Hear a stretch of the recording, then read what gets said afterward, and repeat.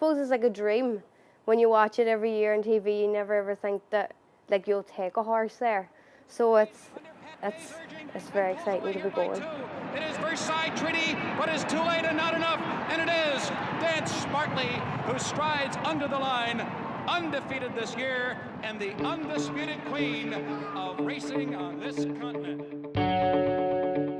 Well, Jen, there she is.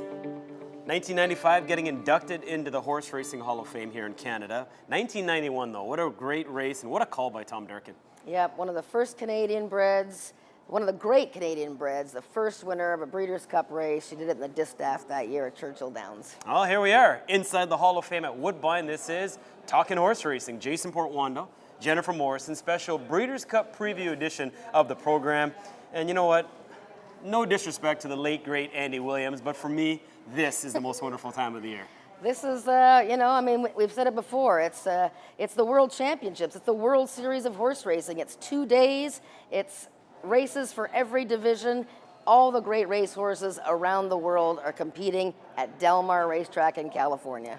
And of course, Bing Crosby with that great song. That just adds to it. So this is the 34th edition, 187 horses pre-entered, $28 million on the line. That's right. It's the first time ever it's been held at Del Mar Racetrack in San Diego. So the first time we're going to see hundreds of thousands of people trying to get into that 40,000 person grandstand. But yeah, the track made famous by Bing Crosby. He wrote that song in 1941 for the track, and you know, it's where the turf meets the surf. Only thing missing is us. That's right. We've got a job to do, so let's get to it. Taking a look at the local contenders representing the red and white of Canada. First up, Dixie Moon for trainer Catherine Day Phillips. This will be her third try at getting a Breeders' Cup win. Juvenile Filly Surf event, your thoughts? Yeah, so this is a 1 mile grass race, and it's on the Friday, November 3rd. The World Championships are Friday the 3rd and Saturday the 4th. She's going to be competing on the first day against other 2-year-old fillies. A field of 14 is expected to go. And Dixie Moon, boy, she's a big, strong filly. I'm pretty excited about her chances. Let's talk about the last race. She beat the boys last time out in the Cup and Saucer. Yeah, well, she beat the boys, and, well, Catherine Day Phillips is going to tell us a little bit more about how she's developed this year. I mean, Catherine met her as a foal, and now she's training her for the Fitzhenrys. Well, it's exciting to have a horse that's good enough to, you know, that warrants going to the Breeders' Cup. Dixie Moon's, you know, has developed nicely and has improved with her races, and so we're very excited to have the opportunity to go to California with her. I first saw Dixie Moon actually as a foal in September at the yearling sales. We went to the farm where she was turned out at, and she had the scar on her neck at the time, either from her mother or from somebody. She's always had the scar, which a year later at the Keeneland sales, we're lucky she had the scar and the little bump on her nose because she didn't meet her reserve, and if she hadn't have had the bump and the scar, she might very well have been in another barn right now. She went through the Keeneland September sale, as all the Fitzhenrys horses go through the sales. I don't think they were really wanting to sell her at all, so they put a good reserve on her, and she was RNA'd for $150,000. So lucky for us, she was. She's actually pretty special from the beginning. When we first started breezing in the summertime, you know, it was pretty clear she was special. We had nominated to the Natalma, thinking that she was of that quality. Her first race took a little bit out of her, and so we weren't too convinced that that's what we were going to do with her. And then she breezed really, really well right before the Natalma, and both Rico and I changed our minds that day and decided to run her in the Natalma. It was an amazing race. Maybe a little bit green still down the lane, but which is excusable. It was only her second lifetime start and her first time ever on the turf, but she you know, she came back and she was, you know, wiser and smarter in her next start. So she was doing well. She had showed a liking for the turf. The timing was very good, and so we ran in the Cup and Saucer, and she proved that was what she wanted to do. The European horses, you know, and the horses that seem to be quite favored, have all been running on softer turf. So it'll be a little different game for them. And she's never run around, you know, tight turns, so it'll be a little different game for her. But you know, she's a super filly, so I wouldn't trade her for anybody else. Well, Jen, it's already been a career year for Catherine Day Phillips at Woodbine. This would just be the icing on the cake.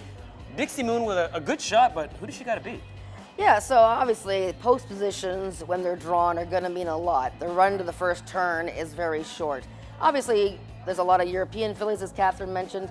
One of the fillies she has to beat is Capla Temptress, who actually beat Dixie Moon here at Woodbine in the Natama Stakes, which was a win and you're in event.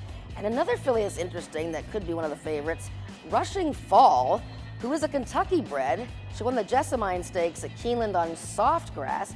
She was co-bred by none other than John Fielding, a board of director here at Woodbine, and he's been in the business a long time. He co-bred Rushing Fall with his friend Fred Hertrick. All right, Dixie Moon, focus horse, if you will. Eureka Rosa de Silva will ride that one. Let's talk about another event. Filly and Mare Sprint. Looking forward to this one. Of course, more Canadian content. Another female trainer. Girl power. Yeah, I love yeah. it. This time we're talking Josie Carroll, who, just like Catherine, is getting her third Breeders' Cup start. Yeah, and Josie, she has the experience. She's a Queen's Plate winner as well. She is sending Amis Meza for owner and breeder Ivan Dallos to the Breeders' Cup Filly and Mare Sprint, and that's on the Saturday. Well, I think we have some very, very good horses up here, and it's nice to take them away and get that recognition. We knew she was a very good horse, but every race she has evolved. And, you know, her last race was exceptional, and at that point, you know, we sat down and talked very seriously about this race. It was a shorter distance than I really wanted to run her. You know, I think she prefers the 7/8, so I had some qualms about it to begin with, and then she went and set a track record doing it, and was very tenacious and gutsy doing it. That's what I liked about her. We're racing against some very good horses, you know? I mean, that's what you expect. If you're going out there for a Grade 1 Breeders' Cup race, you're gonna have a challenge. It would mean a lot to Mr. Delos. You know, his Tall Oaks breeding operation has just come into fruition. He's breeding and selling some really nice horses under that name, and I think for her to place in that would really be a boost for his program. Well, obviously that's a tough ask. Never raced on the dirt before. What a spot to do it.